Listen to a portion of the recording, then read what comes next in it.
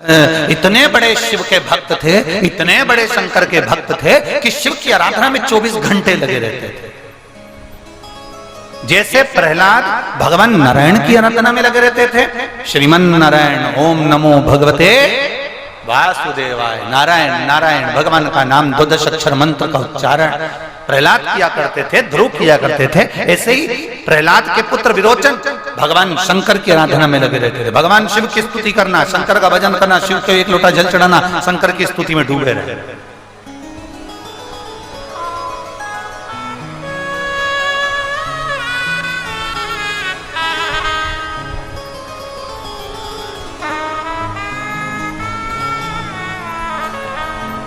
एक बार विरोचन ने शिव जी की आराधना की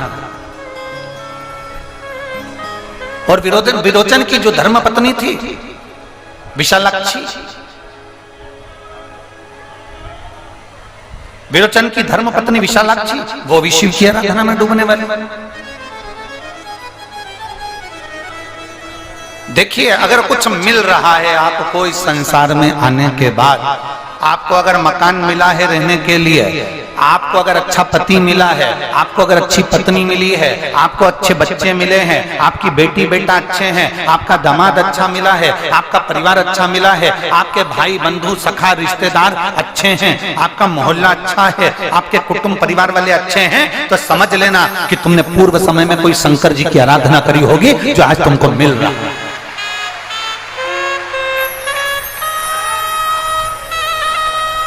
शिव की आराधना का फल इस मृत्यु लोक में प्राप्त होता है।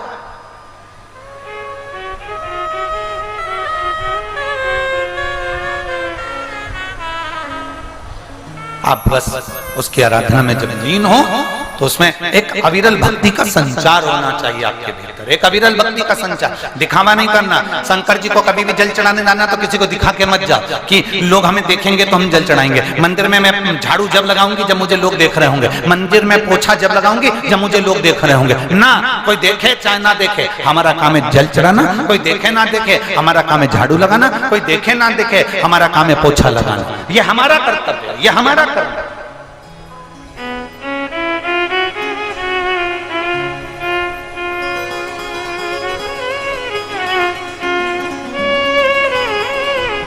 इस शिव महापुराण की कथा से हमने बहुत कुछ सीखा है और बहुत कुछ देखा। आज आप लोगों के बीच में भी हम कहना चाहेंगे, अगर बाबा तुम पर कृपा करा है, तुमको अगर बाबा ने ऐसी करुणा करी है कि आपके माध्यम से शिव महापुराण की कथा हो रही है, तो ये प्रयास करना। जैसे इसमें इतने सारे यजमान लोग जो जुड़े हैं, ये जो भक्त लोग जुड़े हैं और जो कथा करवा रहे हैं, हम कहेंगे बाबा ने अगर आपको इस कथा के करवाने के लायक बनाया है तो बाबा को धन्यवाद देना कि बाबा तेरी बड़ी कृपा है जो तूने मुझे इस लायक बनाया। तूने मुझे इस लायक बनाया कि मैं इस कथा को करवा सक रहा हूं। तूने मुझे इस लायक बनाया कि मैं इस कथा को संभाल सक रहा हूं। कल प्रशासन के अधिकारी कह रहे थे कि गुरुजी, हमारे जमशेदपुर की ऐसी भीड़ और ऐसी कथा आज तक कहीं नहीं हुई, ना हम लोगों ने देखी।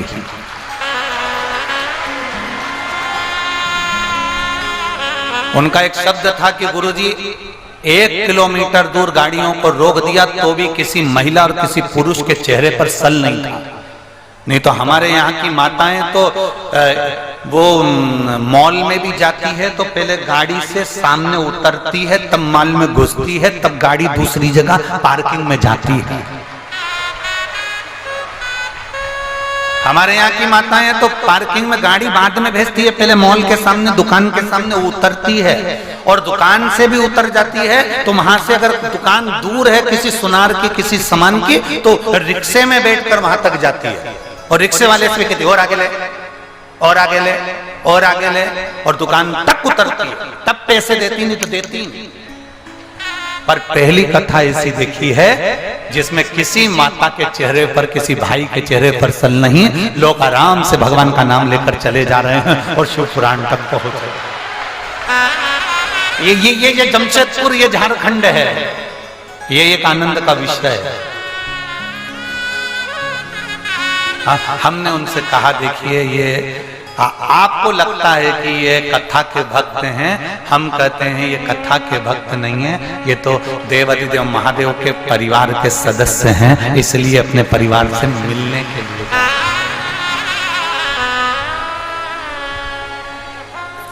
शंभो शरणे पड़ी मांगो घड़ी रे घड़ी दुख काटो दया करी ने दर्शन आपो।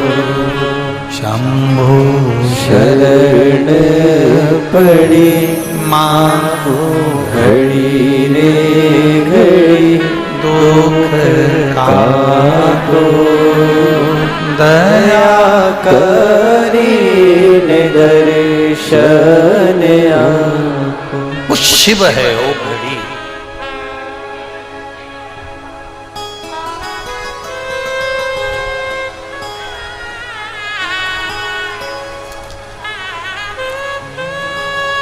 आज कोई कुछ बोल रहा था सुबह,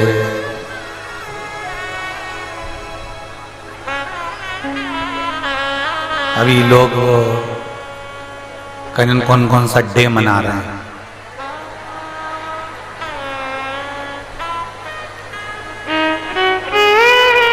आज कौन सा डे है?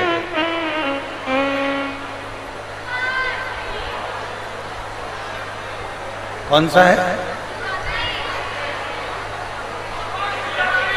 शिवरात्रि डे है।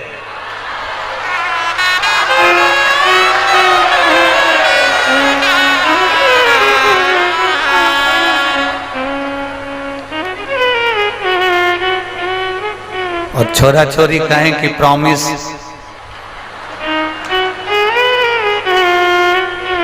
वचन। आज शिवरात्रि के दिन मासिक शिवरात्रि है, आप भी वचन दो, आप भी प्रॉमिस करो कि मैं शंकर के मंदिर रोज सुबह से जाऊंगा। मेरा प्रॉमिस है। शिव को नहीं छोड़ सकती मैं, मेरे बाबा को मैं नहीं छोड़ूंगा।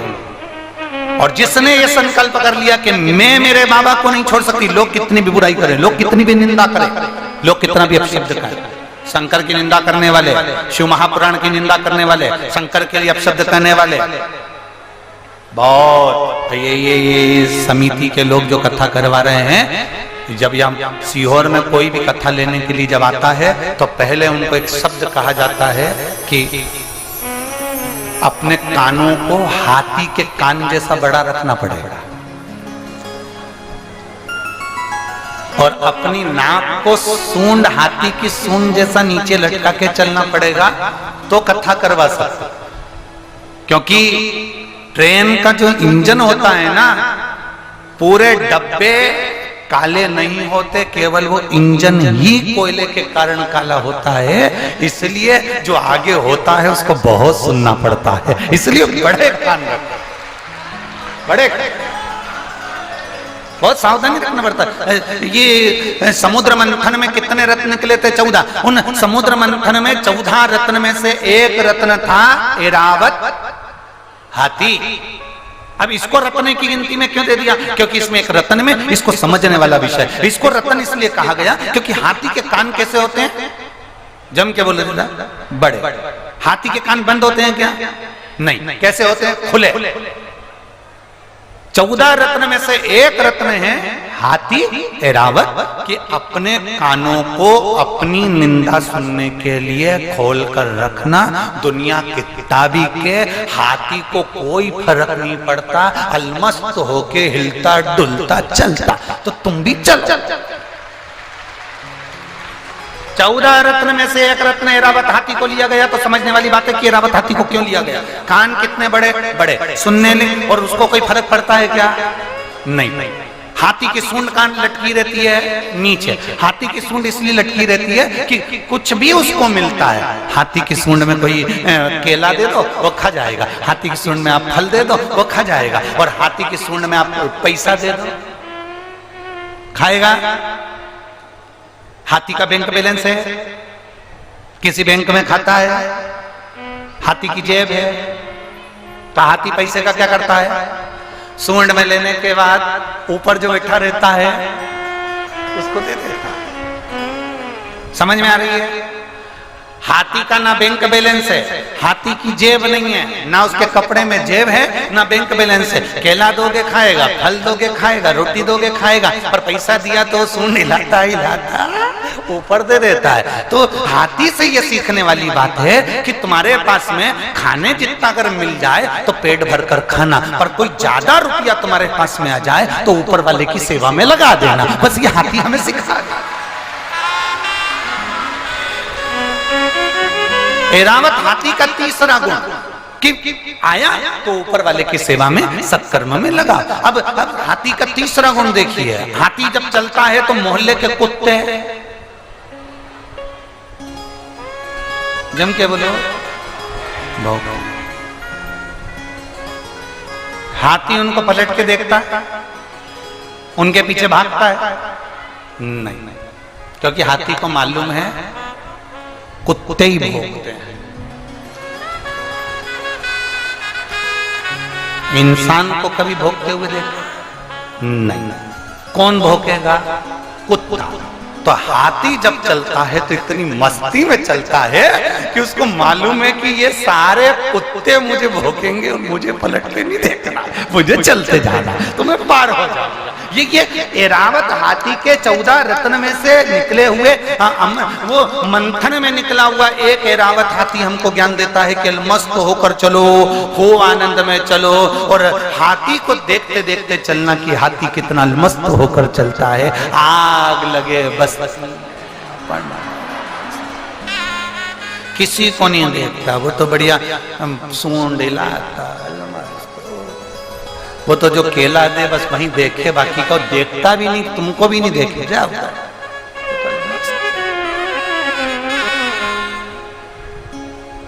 और बस यही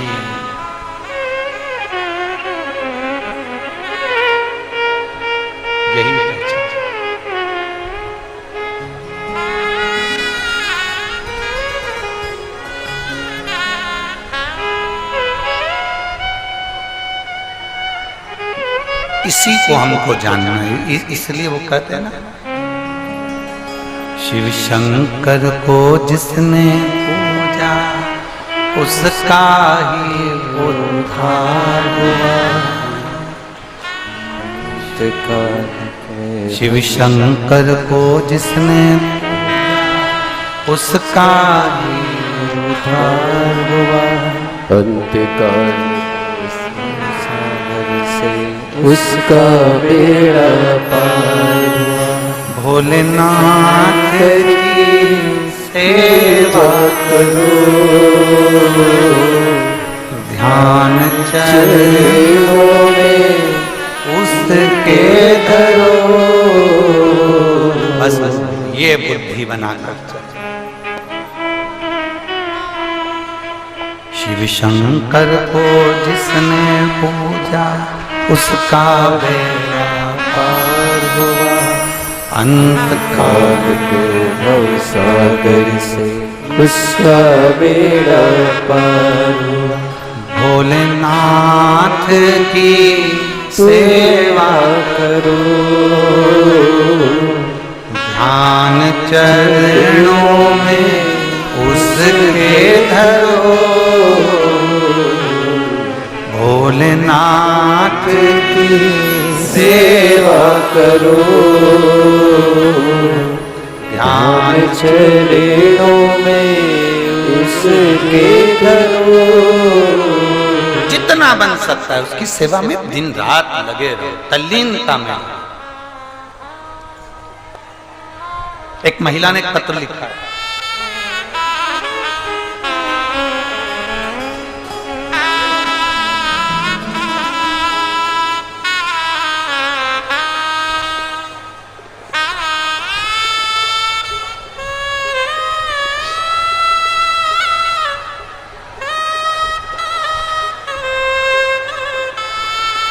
टीटी कुमारी पति राजीव रंजने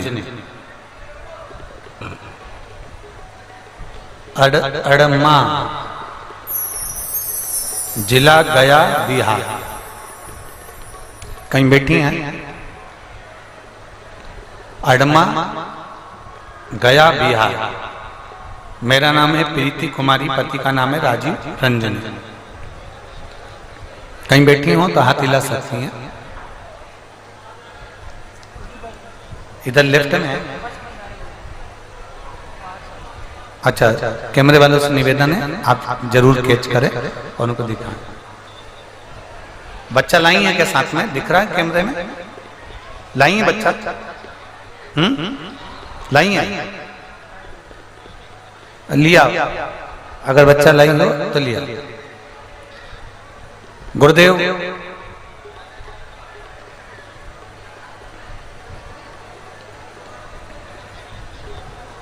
लोग मुझे बहुत से ताने देते थे।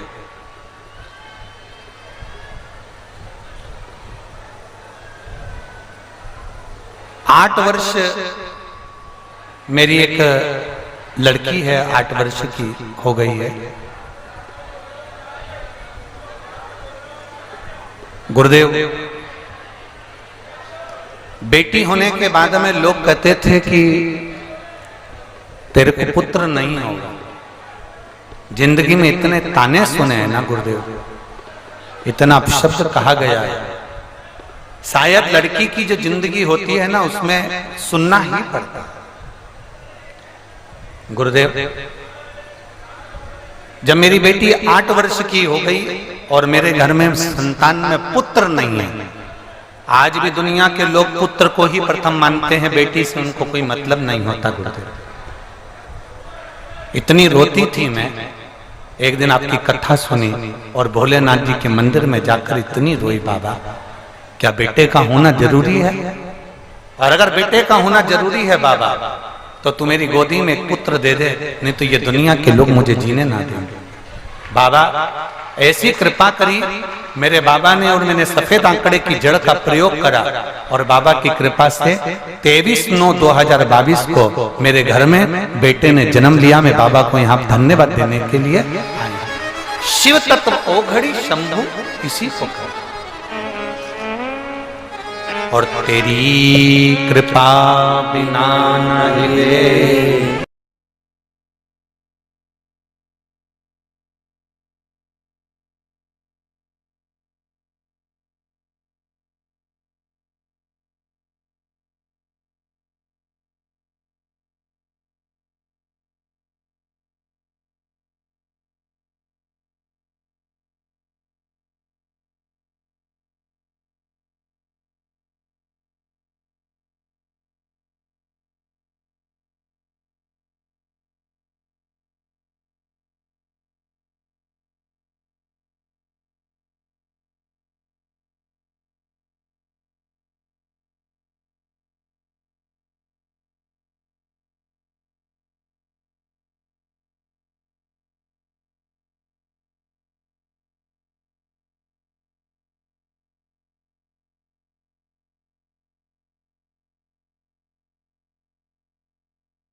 मेरी कृपा करिए बाबा, और मेरी झोली में पुत्र देना, जिससे लोगों के मुख बंद हो जाए। हमने कल एक कथा में कहा था कि हमारी रोज की प्रार्थना में हम एक बात करते हैं। आज आप भी बोलोगे वो प्रार्थना में? किसी स्त्री की गोद खाली ना रहे और किसी पुरुष की जेब खाली ना रहे। बाबा सबकी गोदी में लाल देना और सबके जेब में माल देना, सबकी जेब में।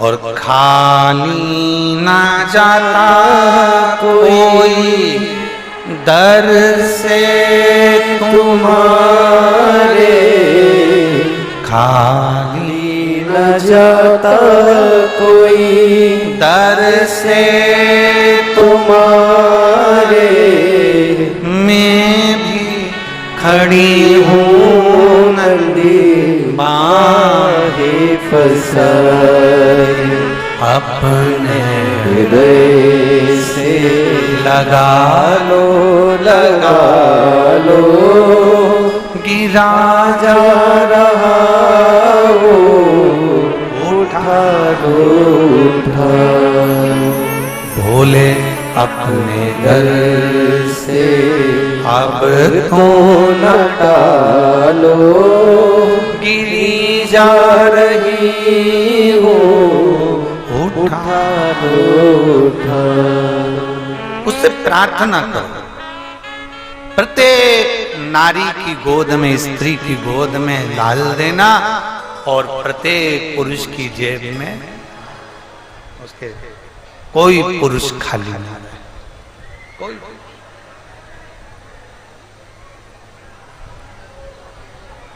कृपा तू करे।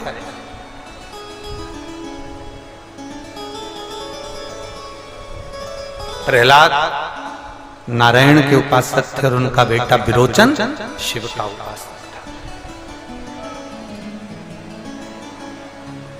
शिव की भक्ति में डूबे रहते दोनों पति पत्नी, विरोचन और विशालाक्षी दोनों। विरोचन की धर्मपत्नी विशालाक्षी भी शंकर की आराधना करती। बहुत कम परिवार ऐसे होते हैं जिसमें पति पत्नी भगवान के मंदिर साथ जाएं या शंकर की आराधना में डूबे रहें। अगर आपका पति आपको साथ लेकर कथा में आ रहा है, आपका पति आपको कथा तक छोड़ रहा है, आपका पति आपको मंदिर तक ले जा रहा है, आपकी पत्नी आपके साथ अगर मंदिर तक कथा तक जा रही है, तो समझ लेना कि आप दुनिया के सबसे श्रेष्ठ व्यक्ति हो। आपके बराबर किसी का भाग्य नहीं। आप कथा में आए, अपने पति से कहा मुझे कथा में जाना है, जमशेदपुर कथा चल रही है, काजू बगान में कथा चल रही है, झारखंड में कथा चल रही है, यहाँ से 200 किलोमीटर दूर है, चले जाऊं क्या? पति चिल्ला कर दौड़े, चुप रहे, घर में रहे, कहीं नहीं जा सकती, पड़े रहे हैं पर कहीं नहीं जाना। समझ लेना कि कोई पूर्व समय के हमारे पाप कर्म होंगे जो हम भगवान तक नहीं। तुम्हारे पति से तुमने कहा, परिवार वालों से कहा और उन्हें खुश होकर कहा जा चली जा, कोई दिक्कत नहीं। किसके साथ जाएगी? कौन जा रहा है? मेरी सहेली जा रही है, परिवार वाले जा रहे हैं, मैं चले जाऊं क्या? हाँ चले जा। बाबा के धाम तो जा रही है, कथा सुनने तो जा रही है, बाबा वैद्यनाथ का दर्शन तो करने जा रही है, कोई बात नहीं, हम नहीं जा सकते। हमारे परिवार का एक व्यक्ति भी अगर कथा के पंडाल तक आ गया और उसके शरीर में यहाँ की रज, यहाँ की धूल, यहाँ की मिट्टी उसके शरीर से लगकर उसके कपड़े के साथ में उसके घर तक जाएगी तो ना जाने कितनों को तार देगी। वो पवित्र भूमि की रज जाएगी।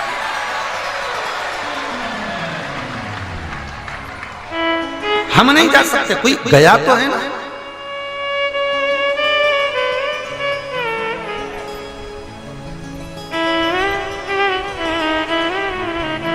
जब लोग सीहोर आते हैं कुबेरेश्वर धाम पर और कुबेरेश्वर बाबा के धाम पर आते हैं और आने के बाद में लोग यहाँ से जाते हैं तो इतना प्रैक्टिकल करते हैं, इतना प्रैक्टिकल करते हैं। जैसे जैसे इनने एक पत्र में लिखा था, स्मृति वर्मा रांची झारखंड वाली, जिनका मोबाइल नंबर, इन्होंने इस पत्र में लिखा कि हम सीहोर जिले में जाकर रुद्राक्ष को लेकर आए।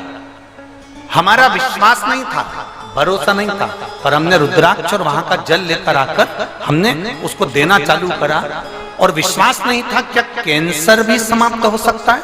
और ऊपर उन्होंने लिख दिया 6 महीने बाद जब जांच कराई तो उसमें कैंसर पूरा समाप्त हो चुका था। ये शिव तत्व। ये लोग सीहोर आते हैं, पहले प्रयास करते हैं सीहोर जाना है, सीहोर जाना है, सीहोर जाना है, पर लगता है भीड़ बहुत होगी, बहुत भीड़ होगी। अब भीड़ तो संसार में आए हो तो रहना ही है। भीड़ कब तक रहती है? जम के बोलो जरा, जम के बोलो। भीड़ कब तक रहती है? जब तक तुम जिंदा हो। ट्रैफिक में फंसे रहोगे, अर्थी पे लेट गए तो ट्रैफिक वाले भी रास्ता दे देते हैं, निकल जा।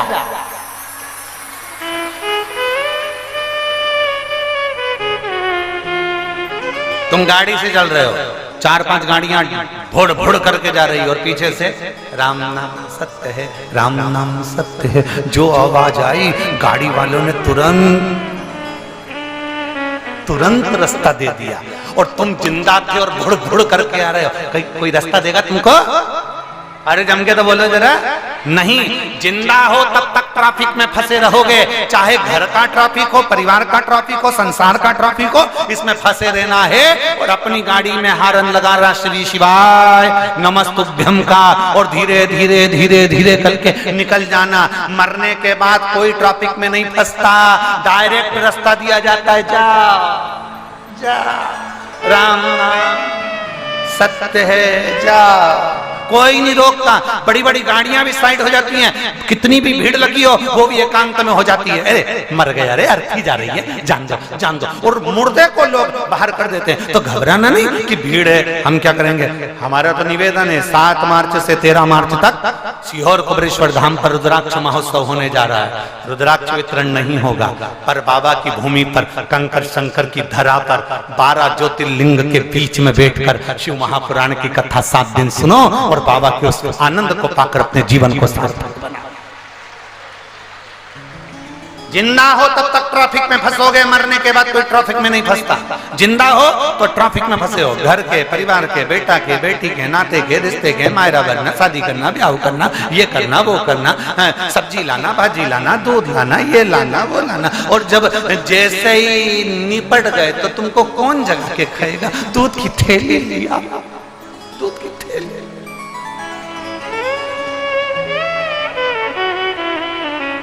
जो मर गया उसको उठाकर कहा जाता है आलू लिया, जा।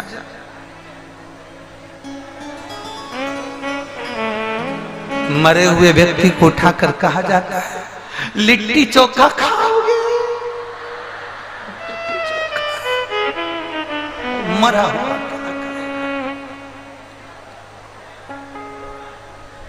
वो तो पड़ा, लिट्टी चोखा नहीं उठा। और मरा हुआ भी कह रहा है तू ही चर ले, हम तो चल का खाए लिट्टी चोखा। ट्रैफिक है, फंसे हो, कोई दिक्कत नहीं। जब तक तुम ट्रैफिक में फंसे हो तो ये मानते चलना कि तुम जिंदा हो। नहीं फंसो समझ लेना नहीं पड़े, फंसे हो, जिंदा।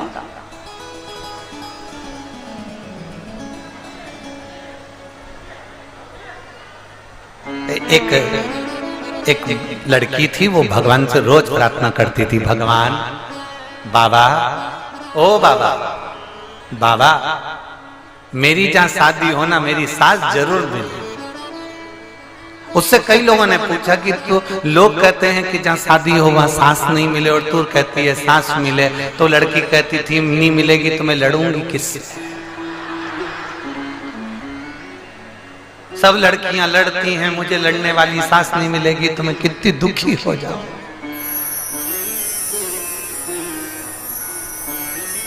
फिर मेरी निंदा कौन करेगा।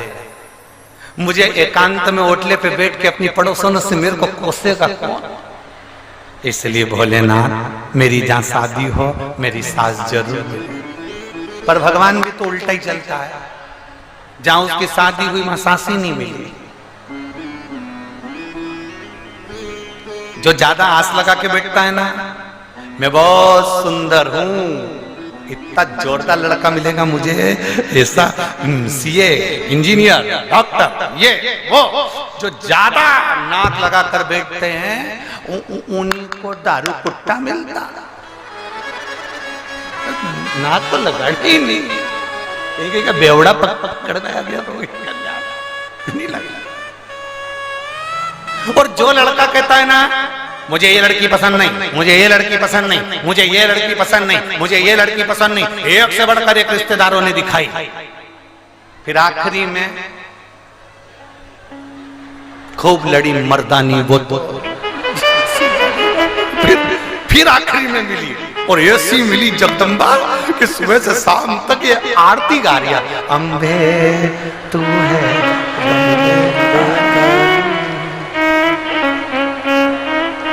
जय हो झारखंड हम सोता तेरे घर के बच्चों पे भीड़ पड़ गई। ऑफिस जाना टिफिन बना दे ओ जगदम्बा हमारी।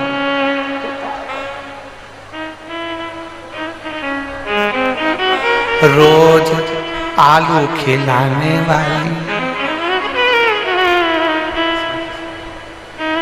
कभी पालक पनीर नहीं बनाने वाली। करे तो करे, ज्यादा नाक नहीं लगाना। जो कहते हैं मेरा बेटा मेरा बेटा मेरा बेटा मेरा बेटा, एक दिन वही धोखा खा जाते हैं। जो कहते हैं मेरी बेटी मेरी बेटी मेरी बेटी, एक दिन धोखा खा जाते हैं। जो कहते हैं मेरे को ऐसी लड़की से शादी करना ऐसे लड़के से शादी करना, वो धोखा खा जाते हैं। इसलिए जाए विधि राखे राम, ताई विधि रहिए सीताराम सीताराम सीताराम कहिए। जैसा बाबा रखे वैसा रहिए। लड़की ने मांगा कि मेरी बस शादी हो तो वहां मेरी सांस मिले, सांस नहीं मिली। सांस नहीं मिली तो खूब रोई, मेरी सांस नहीं है सांस नहीं है सांस नहीं है, खूब रोई। अब करे तो करे क्या उसने। आखिरी में घर में एक लोहे की तगाड़ी थी, कुर्सी थी, टेबल थी, लोहे का फावड़ा था, लोहे का सामान था। वो सारा लोहे का सामान ले गई और लोहार की दुकान पर जाकर देखकर बोली, बाबा ओ बाबा, ये लोहे का सामान रखकर मुझे एक सास बना के दे दो। लोहे वाले ने पूछा लोहे की सास? हाँ, पुतला बना के दे दो, बाकी के तो मैं सब कर लूंगी। उसने लोहे का पुतला बना के दे दिया। इसने कुर्सी पे रख दी, साड़ी पहना दी, वह लोहे के पुतले को सिर पे पल्लू वल्लू डाल के बिंदी बिंदी लगा के बिठा दिया, ये मेरी सास है। 4-5 दिन बाद पति आया। पति ने आकर कहा क्यों यहाँ लोहे की तगाड़ी रखी थी, कहाँ है? कुर्सी रखी थी, कहाँ है? फावड़ा रखा था, कहाँ है? पत्नी बोली वो तो मैंने सब गलवा के लोहे की सांस बनवा ली। पति को आया गुस्सा, मूर्ख, पागल, बेवकूफ, कितनी पागल है, निकल जा मेरे घर से। और सांस को भी फेंक दिया और धक्के मारकर इसको भी निकाला। रोती रोती बेचारी वो लड़की आधी रात को कहां जाती। उसको डर लगा कि मेरी सांस लोहे की है, कोई चुरा के नहीं ले जाए। पीपल के पेड़ पे चढ़ गई सांस को ले ले।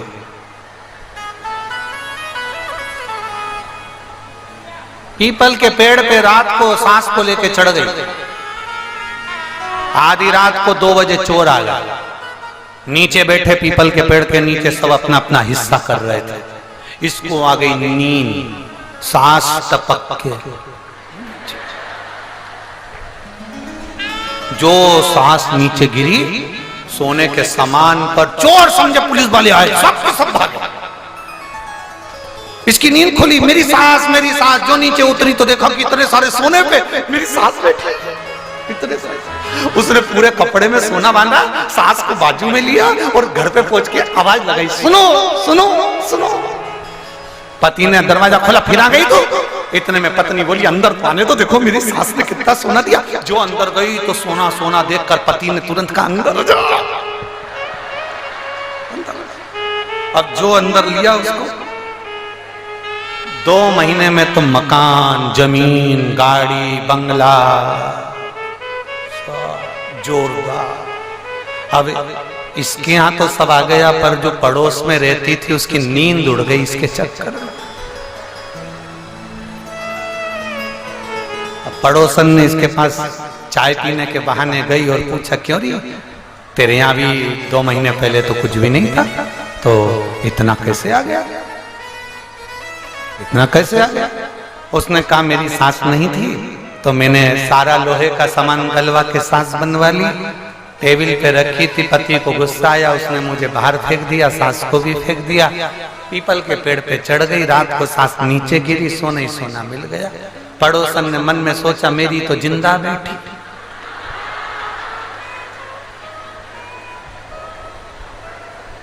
अब जो मेरी जिंदा बैठी वो तो कभी अंगूठी ना दी, इसकी तो मर गई तो दे रही।